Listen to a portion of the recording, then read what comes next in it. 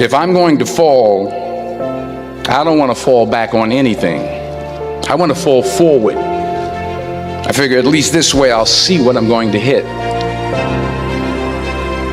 But remember, dreams without goals are just dreams. But I continued to fail and fail and fail. But it didn't matter, because you know what? There is no passion to be found playing small and settling for a life that's less than the one you're capable of living.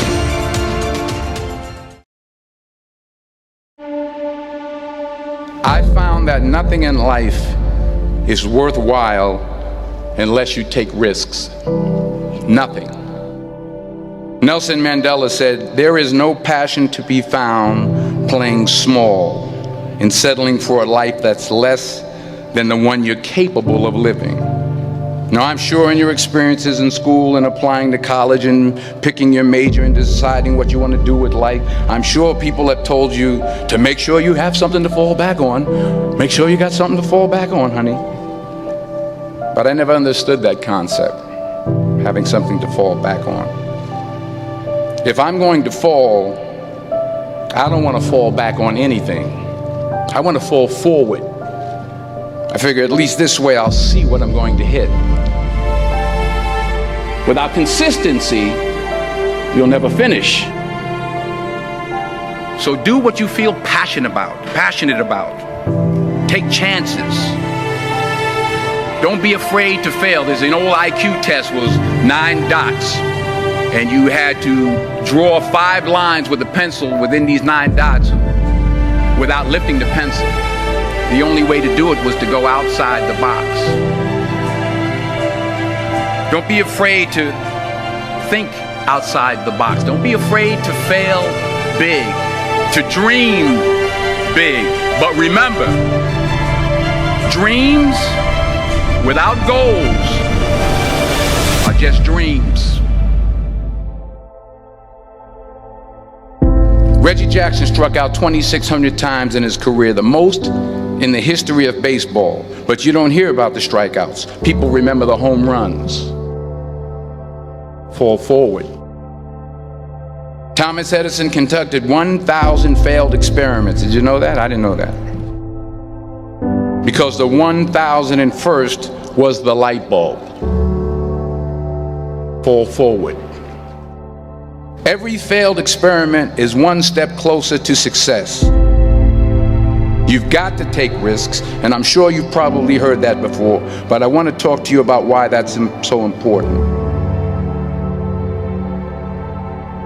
You will fail at some point in your life. Accept it. You will lose. You will embarrass yourself. You will suck at something. There's no doubt about it. And I know that's probably not a traditional message for a graduation ceremony, but hey, I'm telling you, embrace it, because it's inevitable.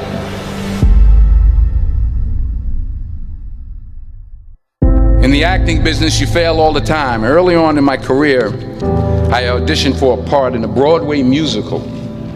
Perfect role for me, I thought, except for the fact that I can't sing. I didn't get the job. But here's the thing. I didn't quit.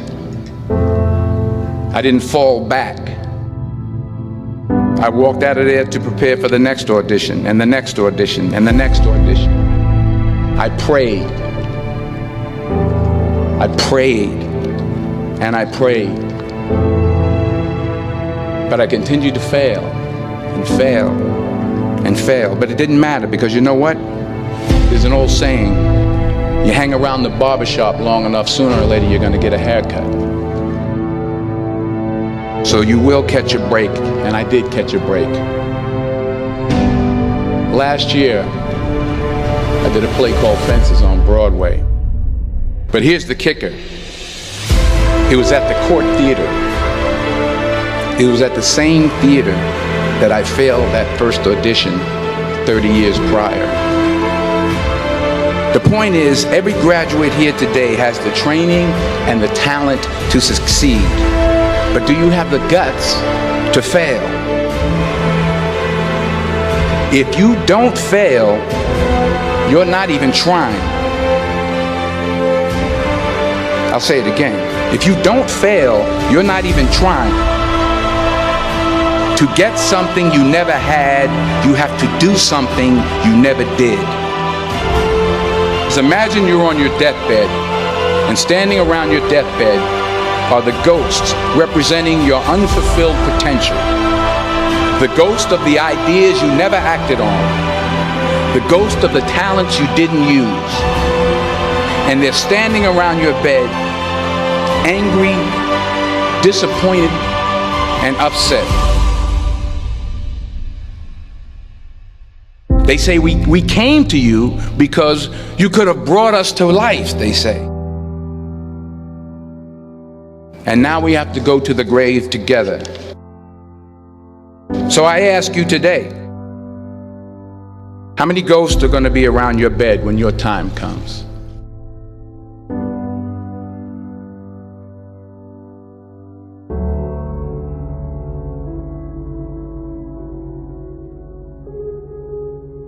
I just got back from South Africa. It's a beautiful country, but there are places there with terrible poverty that need help. And Africa is just the tip of the iceberg. The Middle East needs your help. Japan needs your help. Alabama needs your help. Tennessee needs your help. Louisiana needs your help. Philadelphia needs your help. The world needs a lot, and we need it from you. We really do. We need it from you young people. I mean, I'm not speaking for the rest of us up here, but I know I'm getting a little grayer. We need it from you, the young people, because remember this. You got to get out there.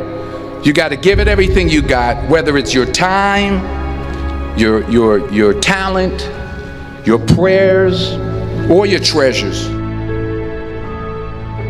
What are you going to do with what you have? I'm not talking about how much you have. Some of you are business majors, some of you are theologians, nurses, sociologists, some of you have money, some of you have patience, some of you have kindness, some of you have love, some of you have the gift of long suffering. Whatever it is, whatever your gift is, what are you going to do with what you have? All right, now here's my last point about failure. Sometimes it's the best way to figure out where you're going. Your life will never be a straight path. I began at Fordham University as a pre-med student. I took a course called cardiac morphogenesis. I couldn't read it, I couldn't say it, I sure couldn't pass it. So then I decided to go into pre-law, then journalism. And with no academic focus, my grades took off in their own direction. I was a 1.8 GPA. And the university very politely suggested that it might be better to take some time off. I was 20 years old. I was at my lowest point. And then one day, and I remember the exact day, March 27th, 1975, I was helping my mother in her beauty shop. My mother owned a beauty shop up in Mount Vernon. And there was this older woman who was considered one of the elders in the town. And I didn't know her personally, but I was looking in the mirror, and every time I looked at the mirror, I could see her behind me, and she was staring at me. She just kept looking at me. Every time I looked at her, she kept giving me these strange looks. So she finally took the dryer off her head and she said something I'll never forget. She said, "Young boy, I have a prophecy, a spiritual prophecy." She said, "You are going to travel the world and speak to millions of people." And in the years that followed, just as that woman prophesied, I have traveled the world and I have spoken to millions of people through my movies. Millions who up till this day couldn't see me, who up till this day I couldn't see while I was talking to them, and they couldn't see me, they could only see the movie. They couldn't see the real me. But I see you today, and I'm encouraged by what I see. And I'm strengthened by what I see. Because taking risk is not just about going for a job. It's also about knowing what you know and what you don't know. It's about being open to people and to ideas. The chances you take, the people you meet, the people you love, the faith that you have, that's what's going to define you. Never be discouraged. Never hold back. Give everything you got. And when you fall throughout life, remember this: fall forward.